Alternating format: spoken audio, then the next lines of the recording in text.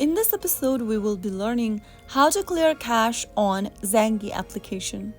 If you are looking for a way to clear cache within the Zangi mobile application, then first thing to do is to open the Zangi app on your mobile device and log into your account. Once you're inside the home page of Zangi, tap the settings button at the bottom right, and within the settings menu, go ahead and look for the data storage button and tap on it. Inside data storage, tap on storage uses.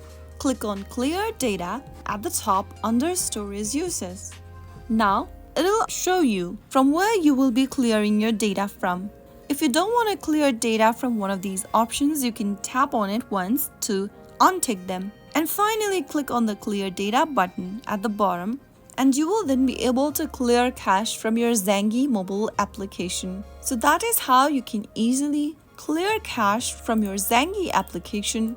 I hope the video was helpful to you. If it was, make sure to give us a thumbs up and subscribe for more Zangi tips and tricks. I will see you again in the next episode. Thank you for watching.